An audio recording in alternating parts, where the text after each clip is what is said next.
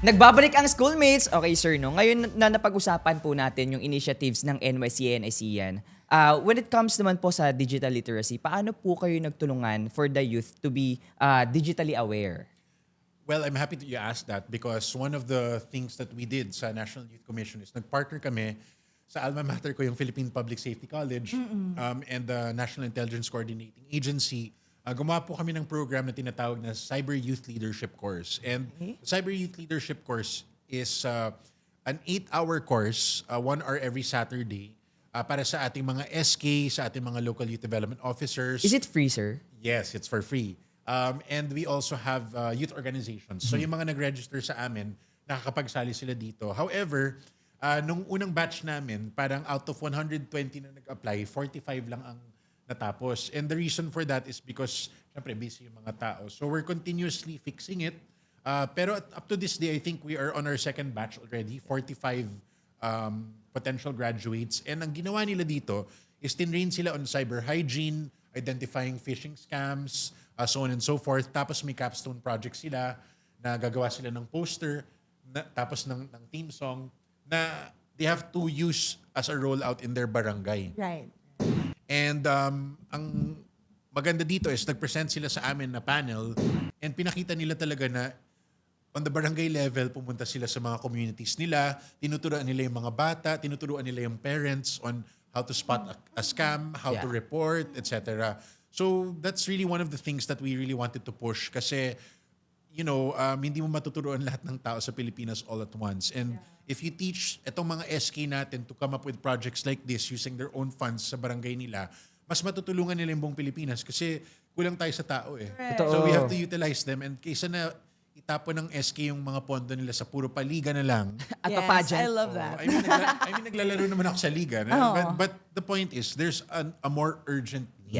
Yeah. So there has to be a better way for them to utilize their funds. And for me, this is one of the best ways to do it. Though ito libre to. Yeah. Pero pwede silang gumawa ng sarili. Alam mo, ang ganda ng project na yun, especially ngayon sa panahon natin ngayon, kasi ginagamit yung technology para makapansala ng ibang tao, spreading fake news. Especially, may mga AI-generated videos and pictures na ngayon na mahirap ma-identify kung fake ba o totoo. Lalo na pa, kapag tungkol siya sa buhay ng mga tao na nadamay dahil sa peking pagbibigay ng mga impormasyon online. Correct. And I think just another build also. Parang apart from SKs also being involved here, para din mas siguro lumawak din or mas maging widespread din. Lalo na free yung course, 'di ba? Baka maybe we can also collaborate with schools na syempre pinanggalingan din ng mga SK na to, 'di ba? So, kumbaga there's a lot of untapped potential also. And of course, syempre dahil nga limited yung manpower ng NYC, parang maraming untapped or unsaturated areas na pwede pa natin mas matouch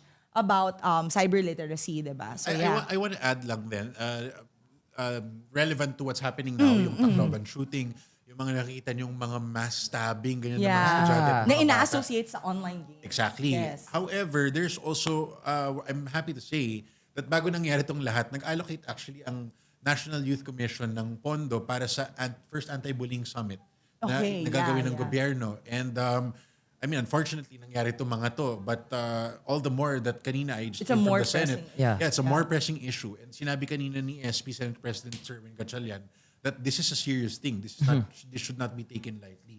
And that's correct because we partnered with Safe Schools PH, which is a group of parents na nagkaroon sila ng mga anak na nabully na. And it's very real, you know. Uusap kami sa Senado. Minamadali na yung DepEd to really establish the counselors in each school. Meron namang pondo na inallocate doon, hindi enough, but it's a start. And one of the things that we're trying to work on is meron kaming mental health youth hub na program sa NYC. Ang ginagawa namin is lahat ng mga naka-experience na ng depression, anxiety, naging ate-kuya sila and gumawa sila ng parang short certification course na 1 or 2 days. Natuturuan nila yung mga ate-kuya din na tinamaan din ng depression and anxiety na gustong tumulong sa ibang tao.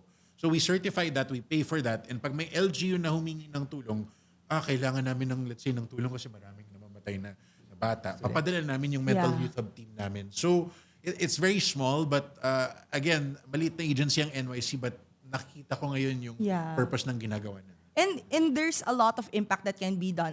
Kung alam mong targeted yung programs mo, 'di ba? And of course, yung creating more advocates through youth is really essentially really important right now na maraming real world problems na dati medyo theoretical lang sa kabataan pero ngayon talagang affected na tayo. And I'm sure even then, yung mga parts na to na ginagawa or activities na ginagawa natin ngayon, those can be part of best practices that we can also share with our neighboring countries din sa ASEAN. No? So, actually, going back also to the ASEAN possible summit na pwede din gawin no, in the further months, ano-ano po ba yung mga pwedeng activities na pwedeng makilahok yung mga kabataan natin bukod dun sa mga activities na na-mention mo kanina? So, speaking on cyberbullying, meron pong gagawin na ASEAN Digital Resilience Summit spearheaded by the President himself through the DSWD. Kami pong NYC, kami po ang magdadala ng resource speakers at ng mga kabataan para makapaglahok dito sa event na ito.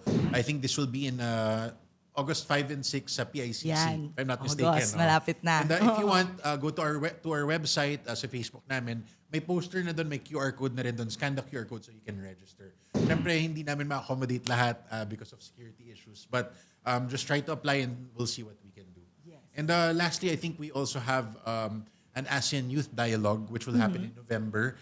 Tsaka ASEAN Youth Interface. Yeah, so yung Youth Dialogue, it's a dialogue between the youth of ASEAN youth organizations para ma-round up namin yung mga concerns nila. Para pagka magkakaroon na kami ng ASEAN Youth Interface, it will be with the youth, their concerns being brought to the leaders. Okay. So, okay. itong mga presidente natin, etc., prime minister natin. So, dun mo mapapakita na pinapakinggan ng mga heads of state yung mga dialogue or yung mga results ng dialogue ng youth natin sa ASEAN.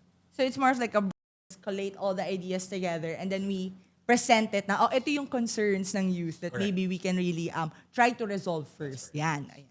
So, can you tell us more about your collaboration with DSWD? Dahil nabanggit mo nga, may mga cross-functional or cross-departments tayong kasama dito, no?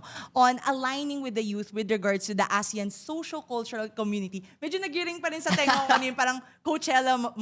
I love that. Ayan. So, gaano po ba kahalaga yung magiging turnout nitong, kumbaga, alignment natin with DSWD and yung socio-cultural community alignment na gagawin natin para sa mga kabataan, lalo na papalapit na yung August and November. Yeah. Well, the DSWD talaga is to be honest, the NYC actually was with the Office of the President, then nilipat siya sa DSWD, then DILG. So originally, actually, the NYC was working with the DSWD. And the reason for that is because karamihan nga ng kabataan natin is within the bounds of the social welfare development. Halimbawa, may out-of-school youth tayo, or let's say may abandoned na bata na 15 to 18 years old. That's all within the mandate of the Correct. DSWD. Kami kasi on our end, what limits us is that we listen to what they say and then we manifest it sa policy. Okay. But in terms of implementation at pagbibigay ng grants, DSWD talaga. I think yung social cultural community, yan ang nagsispearhead sa mga activities involving the youth, and being that we are the chair, si SecRex po ang chair ng social cultural community. Correct. Okay. Sige. So, with regards to your alignment with DSWD, kumbaga, you're just trying to separate also the mandate lang, para very clear lang sa mga kabataan na yung mga iba-ibang concerns natin, syempre, this is spearheaded by NYC, but this is also being brought forward to the other departments or agencies. Totoo. Yeah. And sir, para naman po sa kaalaman ng lahat, no, sa mga kabataan natin, ano po ba yung mga scholarships na binibigay po ng ASEAN para sa ating mga kabataan, and how these kind of initiatives helps the youth to progress more in the aspect of education? Well, there's actually a lot of scholarships. I don't know if there's one specific for ASEAN. Pero usually kasi pag mga ASEAN countries, halimbawa like Singapore, nagsusulat yan minsan sa amin sa National Youth Commission asking for endorsement of youth that will participate abroad. So, maraming mga ganyang opportunities. Change students. Yes, absolutely. And one of the things that we're trying to do with ASEAN, actually, it was one of the things that I spearheaded sa meetings namin with the senior officials, was to have a caravan for youth. So, meron kaming program sa National Youth Commission, tinatawag na SEAP, or Ship for Southeast Asian Youth for Japan. So what happens is they go around ASEAN countries, they pick up the, let's say, 16 representatives from each region. Sa Pilipinas, may 16 tayo na pinapadala.